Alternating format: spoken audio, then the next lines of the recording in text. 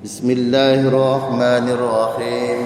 Alhamdulillahirabbil alamin. Arrahmanir rahim. Maliki yaumiddin. Iyyaka na'budu wa iyyaka nasta'in. Ihdinas siratal mustaqim. Siratal ladzina an'amta 'alaihim ghairil maghdubi 'alaihim waladdallin. Ya Rabbi bil Mustafa balligh maqasidana waghfir lana ma madha ya wasi'al karami ya Rabbi balligh maqasidana waghfir lana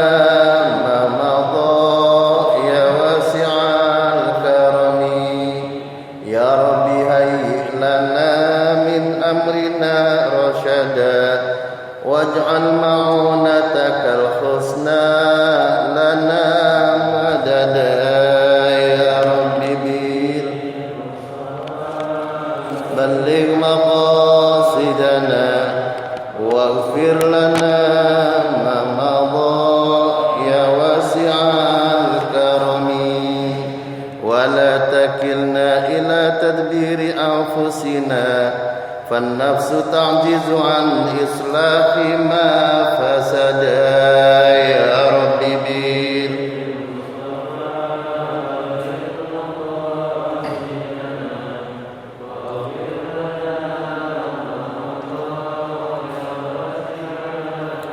أنت العليم وقد وجهت يا أملي إلى رجائك وجها سائلا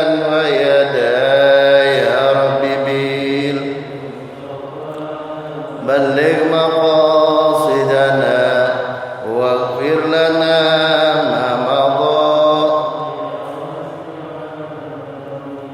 walirraja'i thawabun anta ta'lamuhu waj'al thawabi dawama sitri li abada ya Rabbi bil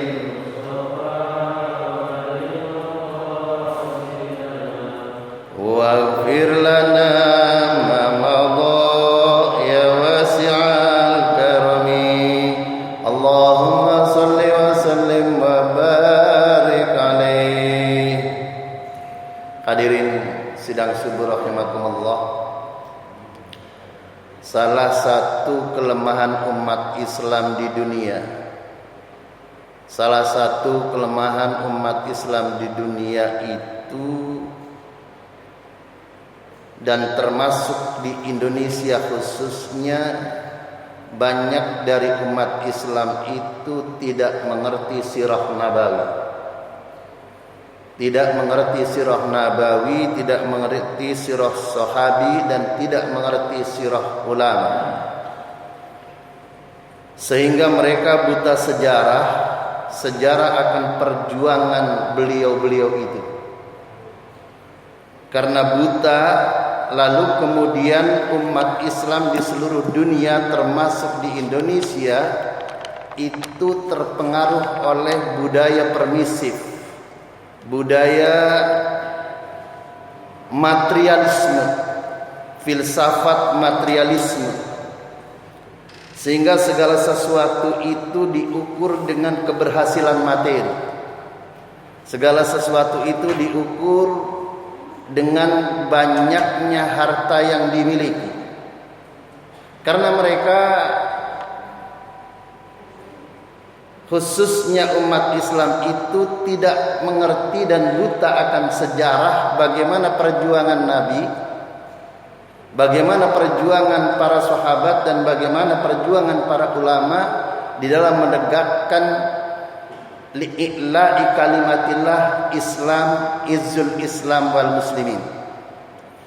Karena itu kajian seterusnya saya insyaallah akan berpegang kepada kajian sirah nabawi, kajian sirah sahabi, dan kajian sirah ulama. Mungkin untuk kajian sirah nabawi saja mungkin tidak habis dalam waktu 1,5 tahun. Apalagi kalau pertemuannya hanya 1 bulan 1 kali. Itu 12 kali saja sudah 1 tahun. Sedangkan Sirah Nabawi bisa jadi lebih dari 200 episode. Karena itu hadirin rahimakumullah, saya singkat saja berkaitan dengan dakwah. Ada urgensi hijrah. Di dalam buku-buku literatur hijrah itu ditegaskan ada terminologi yang namanya ummatud dakwah, ada terminologi yang namanya daulatud dakwah. Daulatud dakwah dan ummatud dakwah. Pagi ini saya akan memberi contoh satu kelemahan daripada ummatud dakwah. Ummatud dakwah adalah umat, sekelompok umat Islam di mana ketika para da'inya itu menyampaikan risalah Islamiyah li'i'la'i kalimatillah, tidak memiliki basis politik yang kuat, tidak memiliki basis politik, sehingga ketika dai-daiyahnya itu kemudian ditentang ataupun dipersekusi oleh pihak yang tidak suka, umat dakwah tidak bisa berbuat apa-apa. Itu namanya umat dakwah. Umat dakwah itu dialami oleh Islam ketika Nabi masih di Mekah, kurang lebih 13 tahun. Hadirin kaum muslimin sidang subuh rahimakumullah, salah satu contoh orang yang pertama mengumandangkan membacakan Al-Quran di hadapan publik sesudah Nabi Muhammad sallallahu alaihi wasallam itu adalah Abdullah bin Mas'ud. Jadi suatu hari ijtama'a yauman ashabi Rasulillah sallallahu alaihi wasallam faqala.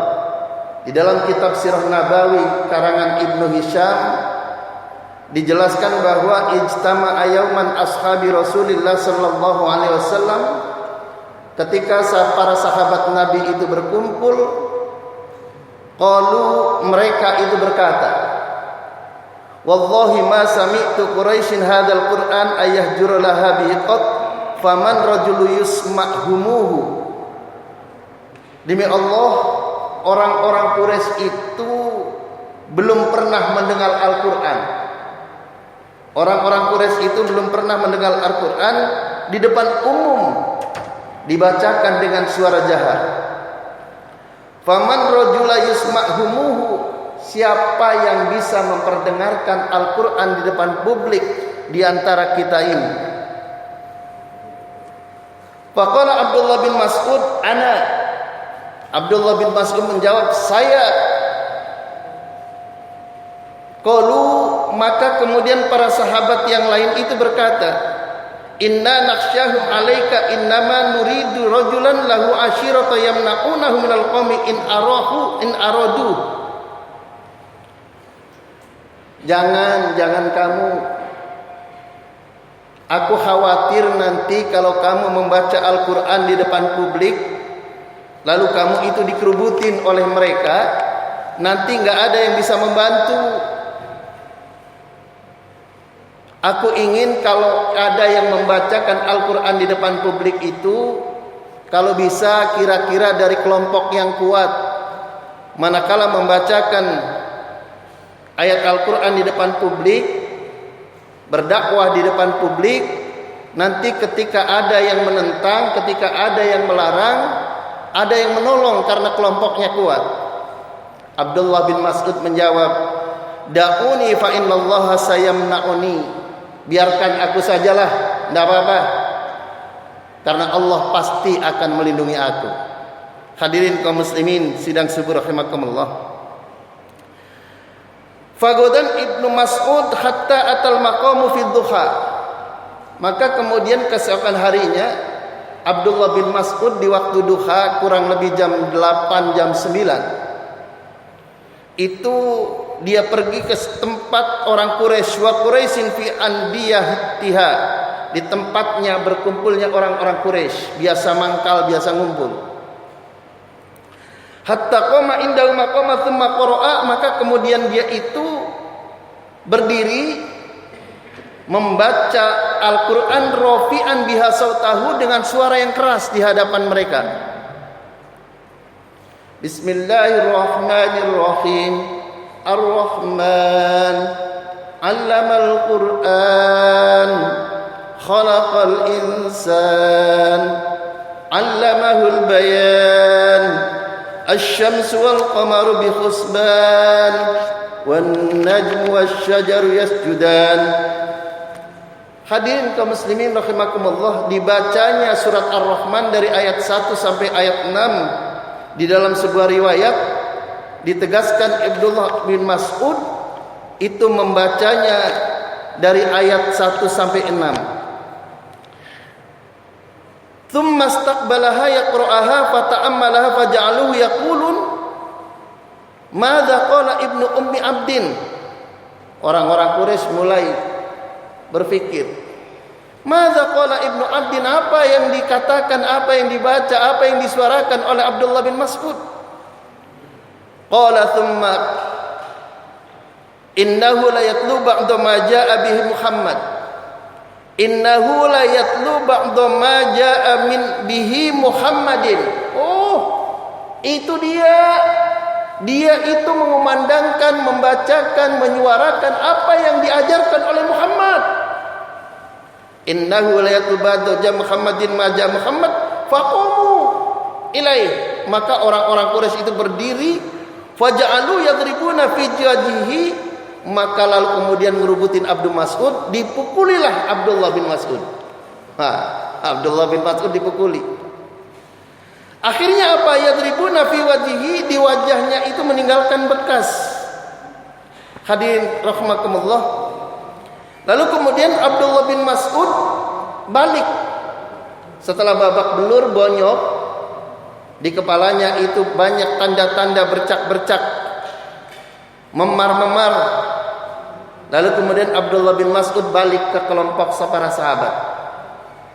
Para sahabat kemudian berkata, faqalu hadzal ladzi khashina 'alaika. Inilah yang aku khawatirkan kepadamu wahai Abdullah bin Mas'ud. Iya kan, benar kan terjadikan apa yang kami katakan? Kamu dikeroyokkan, kamu dipukulikan, babak belurkan wajahmu, memar-memar begitu. Faqala Abdullah bin Mas'ud menjawab, maka na'da'ullah ahwan 'ala minhum al'an. Aku tidak pernah takut terhadap musuh-musuh Allah. Lalu kemudian Abdullah bin Mas'ud mengatakan, andaikan besok aku diperintah oleh kalian untuk membacakannya lagi bimithliha goda, wala in syi'tum la aghodiyannahum bimithliha goda. Andaikan aku oleh kalian diperintahkan lagi membacakan Al-Quran di depan publik, di depan orang-orang Quraisy itu, la aghodiyannahum bimithliha goda, akan aku kerjakan itu esok. Qalu la hasbak, cukup wahai Abdullah bin Mas'ud. Hadirin sidang subuh rahimakumullah, dari sini kita dapat mengambil sebuah pelajaran, sebuah kesimpulan, bahwa manakala umat Islam itu masih dalam fase ummatud dakwah, dalam fase di mana dakwah umat Islam belum didukung oleh kekuatan politik, basis politik yang kuat, maka ketika dai-dainya, ulama-ulamanya, kiai-kiainya itu dipertentangkan, lalu kemudian dikerjai oleh pihak-pihak yang tidak suka dengan diiklai kalimatillah, umat Islam tidak bisa berbuat apa-apa. Hadirin kaum muslimin sidang subuh rahimakumullah, inilah pentingnya umat Islam melek sirah nabawi, pentingnya umat Islam melek sirah sahabi, pentingnya umat Islam melek sirah ulama. Perjuangan Indonesia mayoritas santri-santri dan ulama-ulama yang melawan penjajah. Tetapi apa yang terjadi dapat kita saksikan, dan mudah-mudahan ini menjadi pelajaran buat kita agar umat Islam itu melek politik, melek ekonomi, melek budaya, dan melek segala sesuatu untuk kemajuan. Dan manakala umat Islam itu maju di dimanapun, maka kemajuan itu bukan hanya untuk umat Islam, tetapi kemajuan itu adalah untuk seluruh umat, baik yang Muslim maupun yang non Muslim, baik yang Buddha, yang Hindu. Seperti contoh di Indonesia, umat Islam mayoritas, tapi umat-umat di luar Islam hidupnya tenang. Umat-umat Islam di luar Islam hidupnya jaya. Bahkan banyak non-muslim yang sudah menjadi jenderal, baik di kepolisian maupun di TNI. Itulah toleransinya umat Islam. Karena itu tidaklah perlu mengajari umat Islam untuk bertoleransi. Saya kira ini sebagai pengantar. Mudah-mudahan ini ada manfaatnya sehingga kita bisa berdiskusi secara baik. Amin ya rabbal alamin. Secara baik. Amin ya rabbal alamin.